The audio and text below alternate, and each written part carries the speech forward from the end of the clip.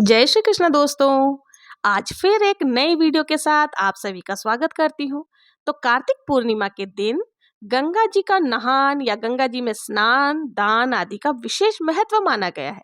कार्तिक पूर्णिमा के दिन गंगा में दीपदान करने का बहुत ज्यादा महत्व होता है। गंगा दीपदान अगर हो सके तो आप गंगा जी के किनारे जाकर के करें, लेकिन हम गृहस्थ जनों की व्यस्त भागदौड़ भरी जिंदगी में ऐसा हर बार हो पाना संभव नहीं हो पाता, थोड़ा मुश्किल हो जाता है।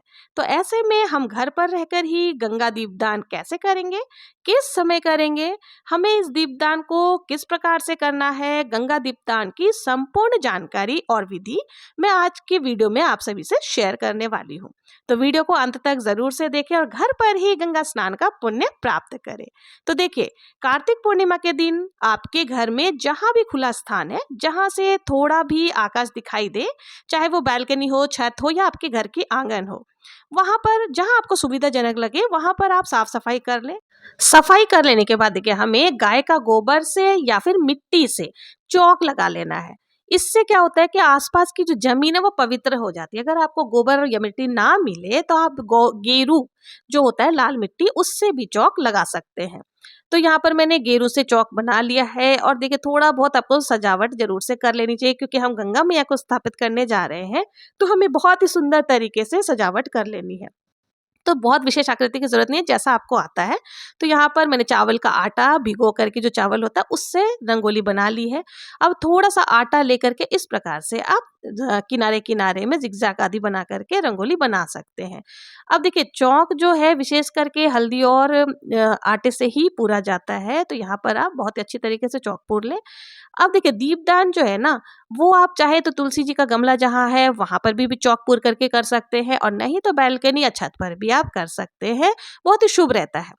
यहाँ पर मुझे ज्यादा सुंदर चौक पूरना तो नहीं आता, फिर भी मैंने थोड़ा बहुत कोशिश की है।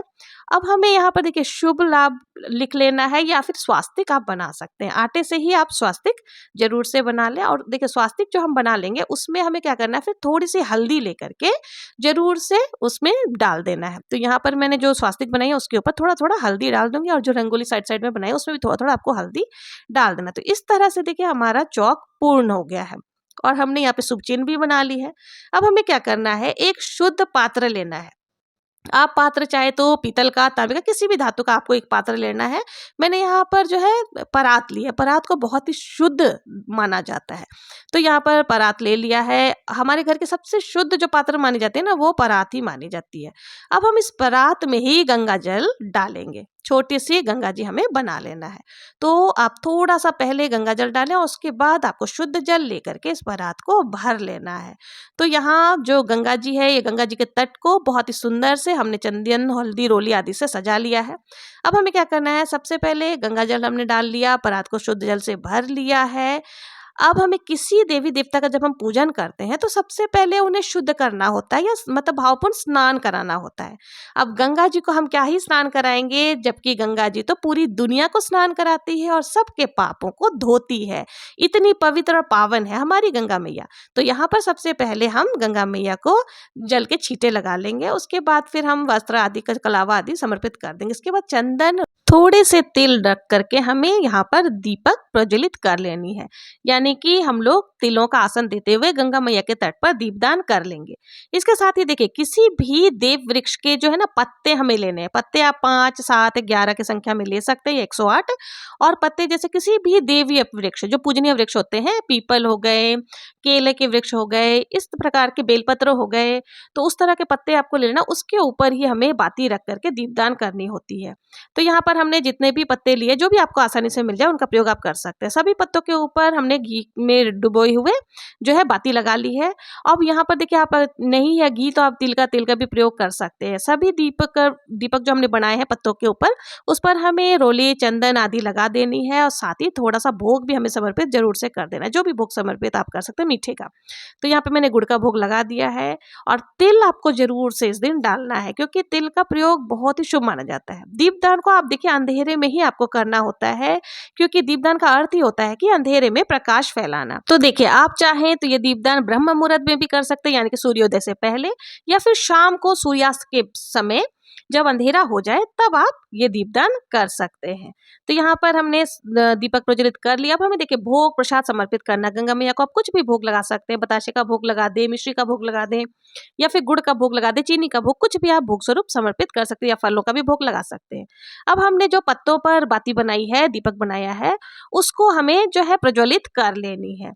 तो हम प्रज्वलित कर लेंगे। अब देखिए अगर आप कार्तिक पूर्णिमा के दिन गंगा तट पर जाते हैं तो आपको ये दिए जो है वहाँ पर गंगा तट के किनारे बहुत सारे बेचने वाले लोग जो होते हैं वो दोने टाइप के बना करके जो पत्तों के उसमें ही कटोरी टाइप का बना हुआ था उसको आपको देते हैं, उसी के अंदर हम दीपक रख करके जो है गंगा जी में प्रज्वलित करते हैं। तो आपको वहीं पर आसानी से ये मिल जाएंगे। लेकिन अगर हम घर में दीपक प्रज्वलित करके डाल रहे हैं तो देखिए आप इस प्रकार से जब हम दीपक को प्रज्वलित करके धीरे धीरे गंगा जी में छोड़ते जाएंगे और फिर हाथ से आपको थोड़ा सा दीपक को हिला जरूर से लेना है। जिस प्रकार से हम गंगा जी में प्रवाहित करते हैं उसी प्रकार से हम गंगा जी जो घर पर गंगा जी बनाए वहां पर प्रभावित कर लेंगे। उसके बाद हाथ जोड़ करके हमें पूजा में रही कमियों के लिए क्षमा याचना कर लेनी है। अब थोड़ा सा जो दूध आप जरूर से गंगा जी में डालें, जैसे अर्घ देते हैं उसी प्रकार से हमें थोड़ा सा दूध डाल देना है। देखिए यहाँ पे दूध कितने धीरे धीरे गंगा जी में मिक्स हो रहा है। बहुत ही सुंदर और बहुत ही अद्भुत नजारा होता है। चाहे आप घर में करें, अपने मन में अगर आप सोच रहे हैं कि हाँ ये गंगा जी का स्वरूप है तो आपको बिल्कुल गंगा जी ही नजर आएंगे। अब हमें गंगा मैया को वस्त्र समर्पित करनी है तो आप चाहें तो देखिए साड़ी, साया, ब्लाउज आदि जितने आपके सामर्थ्य आप समर्पित कर सकती हैं। नहीं तो ब्लाउज पीस कम से कम उसमें श्रृंगार सामग्री रख करके आपको समर्पित कर देना। अब आप चाहे तो यहीं पर बैठ करके कथा भी सुन सकते हैं। आप गंगा मैया की कथा जरूर से सुन सकते हैं।